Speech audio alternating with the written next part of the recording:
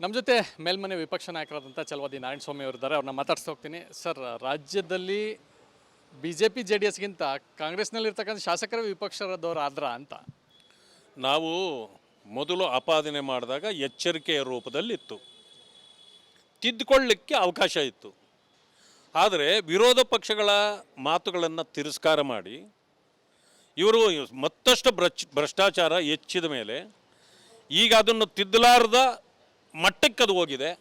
ಅದರಿಂದಾಗಿ ಪ್ರತಿಯೊಬ್ಬರು ಕೂಡ ಅವರ ಪಕ್ಷದವರೇ ತಿರುಗಿ ಬಿದ್ದಿದ್ದಾರೆ. ಈಗ ಇದನ್ನು ನೀವು ಮುಚ್ಚಿಟ್ಕೊಳ್ಳಿಕ್ಕಾಗಲ್ಲ. ಯಾಕೆಂದರೆ ತಿಪ್ಪೆಯನ್ನು ತೆಗೆದು ಹೊರಗಡೆ ಹಾಕಿದಂಗೆ ಆಗಿದೆ. ಅದರಿಂದಾಗಿ ಮುಖ್ಯಮಂತ್ರಿಗಳಿಗೆ ನಾನು ಹೇಳ್ತೇನೆ, ಅವ್ರಿಗೇನಾದರೂ ಸ್ವಲ್ಪ ಗೌರವ ಅಂತ ಉಳಿಸ್ಕೋಬೇಕು ಅಂತಿದ್ದರೆ ಇವತ್ತೇ ತಕ್ಷಣ ರಾಜೀನಾಮೆ ಕೊಡಬೇಕು ಅವರು.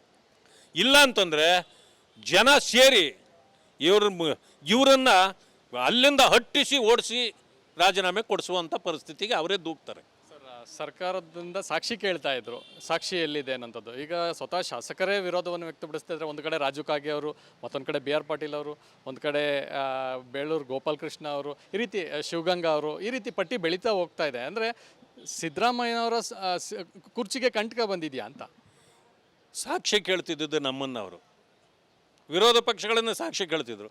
ಈಗ ಯಾರನ್ನು ಕೇಳ್ತೀರಿ ನೀವು ಸಾಕ್ಷಿ? ಈಗ ಅಂಗೈ ಉಣ್ಣನಿಗೆ ಸಾಕ್ಷಿ ಬೇಕಾ? ನಿಮ್ಮವರು ಸಾಕ್ಷಿಯಾಗಿ ನಿಂತಿದ್ದಾರೆ. ನಿಮ್ಮೆಲ್ಲ ಶಾಸಕರು ಸಾಕ್ಷಿಯಾಗಿ ನಿಂತಿದ್ದಾರೆ. ನಿಮ್ಮ ಪೊಲಿಟಿಕಲ್ ಸೆಕ್ರೆಟರಿನ ಅದು ಫೈನಾನ್ಸ್ ಸೆಕ್ರೆಟರಿ ರಾಯ್ ರೆಡ್ಡಿ ಅವರು ಅಡ್ವೈಸರ್ ನಂಬರ್ 1 ಭ್ರಷ್ಟಾಚಾರ ಕರ್ನಾಟಕದ್ದು ಅಂತ ಹೇಳಿದರು. ನಿಮ್ಮ ಕಾರ್ಯದರ್ಶಿಯೇ ಒಬ್ಬರು ಹಂಗೆ ಹೇಳಿದಾಗ ನಿಮ್ಮ ಪರಿಸ್ಥಿತಿ ಏನು? ಈಗ ಅರ್ಥ ಆಗಬೇಕು ಜನರಿಗೆ. ಕುರ್ಚಿಗೆ ಕಂಟಕ ಇದೆಯಾ ಅಂತ. ಯಾಕಂದರೆ ಎಲ್ಲರೂ ಕೂಡ ತಿರುಗಿ ಬೀಳ್ತಾ ಇದ್ದಾರೆ. 100ಕ್ಕೆ 100 ಕಂಟಕ ಇದೆ. ಅದಕ್ಕೆ ಮುಂಚೆ ಅವರೇನಾದರೂ ಪದತ್ಯಾಗ ಮಾಡಿದರೆ ಒಂದು ಸ್ವಲ್ಪ ಗೌರವ ಉಳಿಬೋದು. ಸರ್, ಸಿ ಎಂ ದೆಹಲಿಯಲ್ಲಿದ್ದಾರೆ. ಹೈಕಮಾಂಡ್ ಏನಾದರೂ ಇವ್ರ ಬಗ್ಗೆ ಏನಾದರೂ ಹೆಚ್ಚಿನ ಮಾಹಿತಿಯನ್ನು ಕೇಳ್ಬೋದು ಅಥವಾ ಅಧಿಕಾರ ವರ್ಗಾವಣೆ ಮಾಡುವಂಥದ್ದು ಈ ಥರದ್ದು ಏನಾದರೂ ಆಗೋ ಸಾಧ್ಯತೆ ಇದೆಯಾ? ಹೈಕಮಾಂಡ್ ಅಂದರೆ ಯಾವುದು? ಕಾಂಗ್ರೆಸ್ ಎಲ್ಲ. ಅವ್ರಿಗೇನಾರ ಮಾನ ಮರ್ಯಾದೆ ಇದೆ ಹೈಕಮಾಂಡ್ನವ್ರಿಗೆ? 11 ಜನ ತೀರ್ಕೊಂಡಾಗ ಅದಕ್ಕೇನಾದರೂ ರಾಜೀನಾಮೆ ಕೊಡಿ, ಇಲ್ಲಾಂತಂದ್ರೆ ಹಿಂಗೆ ಇಂಥದ್ದೇನಾದರೂ ಮಾಡಿ ಅನ್ನೋದನ್ನು ಬಿಟ್ಟು ಹೋಗಿ ಜನಗಣತಿಯನ್ನು ಮುಂದೆ ಇಟ್ಕೊಂಡು ನೀವು ಹೋರಾಟ ಮಾಡಿ ಅಂತ ಕಳಿಸಿದೋ ಅಂಥವ್ರು ಮಾನ ಮರ್ಯಾದೆ ಇಲ್ದವ್ರು ಇದಕ್ಕೆ ಉತ್ತರ ಕೊಡ್ತಾರ? ಅವ್ರು 3 ಕಾಸು ಬಂದರೆ ಸಾಕು ಅಂತ ಅವರು ಗಲ್ಲಾಪೇಟೆ ತೆಗೆದುಕೊಂಡು ಕೂತಿರೋರು. ಅವರು ಈಗ ಚುನಾವಣೆ ಬಂದಿದೆ ಬಿಹಾರಲ್ಲಿ, ಎಷ್ಟಾಗ್ತಿರೋ ಗಲ್ಲಾಪೇಟೆಗೆ ಹಾಕ್ಬಿಟ್ಟು ಹೋಗಿ ಅಂತ ಕರೆದಿರ್ಬೇಕಷ್ಟೇ. ಇವ್ರಿಗೇಂತ ನೀವು ಭ್ರಷ್ಟಾಚಾರ ಆಗಿಬಿಟ್ಟಿದೆ, ಅದರಿಂದ ತಿದ್ಕೊಳ್ಳಿ, ನೀವು ಹುಷಾರಾಗಿರಿ, ಅದಲ್ಲ. ಆದರೆ ಆಗಿದೆಯಪ್ಪ, ಇಷ್ಟೆಲ್ಲ ಮಾಡಿದ್ಯಲ್ಲ, ಇನ್ನೊಂದು ಸ್ವಲ್ಪ ಜಾಸ್ತಿ ಹಾಕ್ಬಿಟ್ಟು ಹೋಗು ಅಂತೇನಾದ್ರು ಗಲ್ಲಾಪೇಟೆ ತೆಗೆದು ಕೂತಿರೋರು ಅವರು. ಸರ್ಕಾರ ಪ್ರತಿ ವಾರಕ್ಕೊಂದು ಅಸ್ತ್ರವನ್ನು ಕೊಡ್ತಾ ಇದೆ. ವಿಪಕ್ಷವಾಗಿ ಯಾವ ರೀತಿಯಾದಂಥ ಹೋರಾಟವನ್ನು ಮಾಡ್ತಾರೆ? ವಾರಕ್ಕೆ ದಿನಕ್ಕೊಂದೊಂದು ಕೊಡ್ತಿದ್ದಾರೆ, ಒಂದೊಂದು ಸಾರಿ 2-3 ಕೊಡ್ತಾರೆ. ನಾನು ಮೊನ್ನೆ ಹೇಳಿದ್ದೀನಿ, ಬ್ಯಾಟ್ ಒಂದೇ ಇದೆ ನಮ್ಮ ಹತ್ರ, ಬಾಲ್ 2-3 ಬಂದರೆ ಯಾವುದನ್ನು ಹೊಡೀಲಿ ಯಾವುದನ್ನು ಬಿಡಲ್ರಿ. ಆದರೆ ಅವ್ರಿಗೆ ಮಾನ ಮರ್ಯಾದೆ ಇಲ್ಲ. ನಾವು ಏನು ಮಾಡಲಿ? ಇಂಥ ಇವರು ಹೆಂಗಾಗಿದ್ದಾರೆ ಅಂತಂತಂದರೆ ಒಂಥರ ಗೊಡ್ಡು ಜೀವಗಳಿವು. ನಾವು ಎಷ್ಟು ಹೇಳಿದ್ರೂ ಕೂಡ ಅದಕ್ಕೇನು ಗೌರವನೂ ಇಲ್ಲ, ಏನೂ ಇಲ್ಲ. ನಾವು ರಾಜೀನಾಮೆ ಕೊಡಿ ಅಂದಿದ್ದೆ. ಯಾವನ ಒಬ್ಬರಾದರೂ ರಾಜೀನಾಮೆ ಕೊಟ್ರಾ? ಇಲ್ಲ. ಯಾಕೆಂದರೆ ಮೊಂಡು ಜನ್ಮಗಳು ಅವ್ರು ಅದಕ್ಕಾಗೇ ಹುಟ್ಟಿ ಬಂದವ್ರೆ. ಅಧಿಕಾರ ಇಲ್ಲದೆ ಇದ್ದರೆ ಇಲ್ಲ. ನಾವು ದಿನ ಬೆಳಗ್ಗೆ ಬಂದು ಗಲ್ಲಾಪೆಟ್ಟಿ ತೆಗೆದು ಕುತ್ಕೊಂಡು ದುಡ್ಡು ಮಾಡಲಿಲ್ಲ ಅಂದರೆ ನಾವು ಬದುಕೋದಿಲ್ಲ. ಈ ಒಂದು ಸಂಸ್ಕೃತಿಗೆ ಕಾಂಗ್ರೆಸ್ ಬಂದುಬಿಟ್ಟಿದೆ.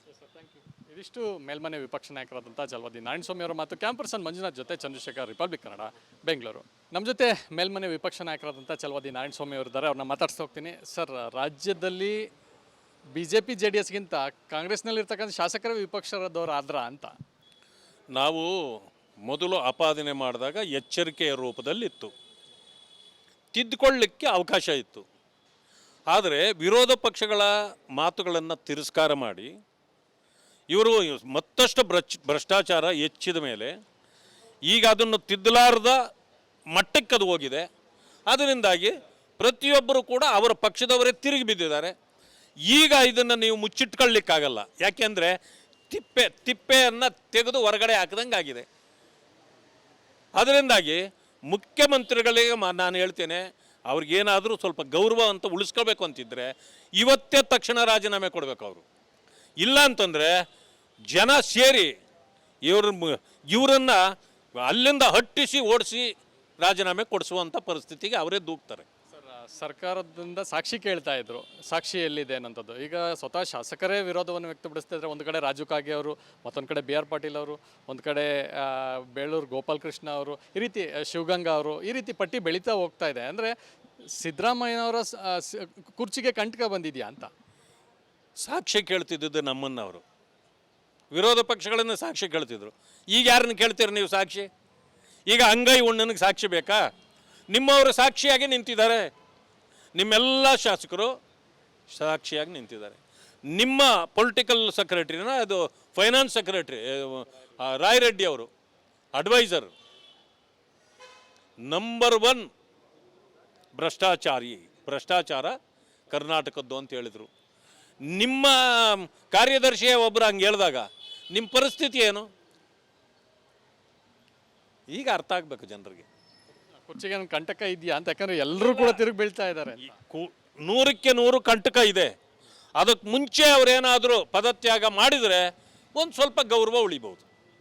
ಸರ್, ಸಿ ಎಂ ದೆಹಲಿಯಲ್ಲಿದ್ದಾರೆ. ಹೈಕಮಾಂಡ್ ಏನಾದರೂ ಇವ್ರ ಬಗ್ಗೆ ಏನಾದರೂ ಹೆಚ್ಚಿನ ಮಾಹಿತಿಯನ್ನು ಕೇಳ್ಬೋದು ಅಥವಾ ಅಧಿಕಾರ ವರ್ಗಾವಣೆ ಮಾಡುವಂಥದ್ದು ಈ ಥರದ್ದು ಏನಾದರೂ ಆಗೋ ಸಾಧ್ಯತೆ ಇದೆಯಾ? ಹೈಕಮಾಂಡ್ ಅಂದ್ರೆ ಯಾವುದು?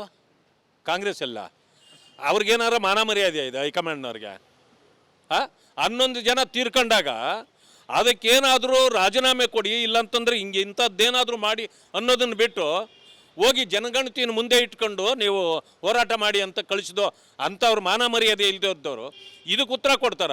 ಅವ್ರು 3 ಕಾಸು ಬಂದರೆ ಸಾಕು ಅಂತ ಅವರು ಗಲ್ಲಾಪೇಟೆ ತೆಗೆದುಕೊಂಡು ಕೂತಿರೋರು ಅವರು. ಈಗ ಚುನಾವಣೆ ಬಂದಿದೆ ಬಿಹಾರಲ್ಲಿ, ಎಷ್ಟಾಗ್ತಿರೋ ಗಲ್ಲಾಪೇಟೆಗೆ ಹಾಕ್ಬಿಟ್ಟು ಹೋಗಿ ಅಂತ ಕರೆದಿರ್ಬೇಕಷ್ಟೇ. ಇವ್ರಿಗೇಂತ ನೀವು ಭ್ರಷ್ಟಾಚಾರ ಆಗಿಬಿಟ್ಟಿದೆ, ಅದರಿಂದ ತಿದ್ಕೊಳ್ಳಿ, ನೀವು ಹುಷಾರಾಗಿರಿ, ಅದಲ್ಲ. ಆದರೆ ಆಗಿದೆಯಪ್ಪ, ಇಷ್ಟೆಲ್ಲ ಮಾಡಿದ್ಯಲ್ಲ, ಇನ್ನೊಂದು ಸ್ವಲ್ಪ ಜಾಸ್ತಿ ಹಾಕ್ಬಿಟ್ಟು ಹೋಗು ಅಂತೇನಾದ್ರು ಗಲ್ಲಾಪೇಟೆ ತೆಗೆದು ಕೂತಿರೋರು ಅವರು. ಸರ್ಕಾರ ಪ್ರತಿ ವಾರಕ್ಕೊಂದು ಅಸ್ತ್ರವನ್ನು ಕೊಡ್ತಾ ಇದೆ. ವಿಪಕ್ಷವಾಗಿ ಯಾವ ರೀತಿಯಾದಂಥ ಹೋರಾಟವನ್ನು ಮಾಡ್ತಾರೆ? ವಾರಕ್ಕೆ ದಿನಕ್ಕೊಂದೊಂದು ಕೊಡ್ತಿದ್ದಾರೆ, ಒಂದೊಂದು ಸಾರಿ 2-3 ಕೊಡ್ತಾರೆ. ನಾನು ಮೊನ್ನೆ ಹೇಳಿದ್ದೀನಿ, ಬ್ಯಾಟ್ ಒಂದೇ ಇದೆ ನಮ್ಮ ಹತ್ರ, ಬಾಲ್ 2-3 ಬಂದರೆ ಯಾವುದನ್ನು ಹೊಡೀಲಿ ಯಾವುದನ್ನು ಬಿಡಲ್ರಿ. ಆದ್ರೆ ಅವ್ರಿಗೆ ಮಾನ ಮರ್ಯಾದೆ ಇಲ್ಲ. ನಾವು ಏನು ಮಾಡಲಿ? ಇಂಥ ಇವರು ಹೆಂಗಾಗಿದ್ದಾರೆ ಅಂತಂತಂದರೆ ಒಂಥರ ಗೊಡ್ಡು ಜೀವಗಳಿವು. ನಾವು ಎಷ್ಟು ಹೇಳಿದ್ರು ಕೂಡ ಅದಕ್ಕೇನು ಗೌರವನೂ ಇಲ್ಲ, ಏನೂ ಇಲ್ಲ. ನಾವು ರಾಜೀನಾಮೆ ಕೊಡಿ ಅಂದಿದ್ದೆ. ಯಾವನ ಒಬ್ಬರಾದರೂ ರಾಜೀನಾಮೆ ಕೊಟ್ರಾ? ಇಲ್ಲ. ಯಾಕೆಂದರೆ ಮೊಂಡು ಜನ್ಮಗಳು ಅವ್ರು ಅದಕ್ಕಾಗೇ ಹುಟ್ಟಿ ಬಂದವ್ರೆ. ಅಧಿಕಾರ ಇಲ್ಲದೆ ಇದ್ದರೆ ಇಲ್ಲ. ನಾವು ದಿನ ಬೆಳಗ್ಗೆ ಬಂದು ಗಲ್ಲಾಪೆಟ್ಟಿ ತೆಗೆದು ಕುತ್ಕೊಂಡು ದುಡ್ಡು ಮಾಡಲಿಲ್ಲ ಅಂದರೆ ನಾವು ಬದುಕೋದಿಲ್ಲ. ಈ ಒಂದು ಸಂಸ್ಕೃತಿಗೆ ಕಾಂಗ್ರೆಸ್ ಬಂದ್ಬಿಟ್ಟಿದೆ. ಇದಿಷ್ಟು ಮೇಲ್ಮನೆ ವಿಪಕ್ಷ ನಾಯಕರಾದಂಥ ಜಲವಾದಿ ನಾರಾಯಣಸ್ವಾಮಿ ಅವರ ಮಾತು. ಕ್ಯಾಂಪರ್ಸನ್ ಮಂಜುನಾಥ್ ಜೊತೆ ಚಂದ್ರಶೇಖರ್, ರಿಪಬ್ಲಿಕ್ ಕನ್ನಡ, ಬೆಂಗಳೂರು.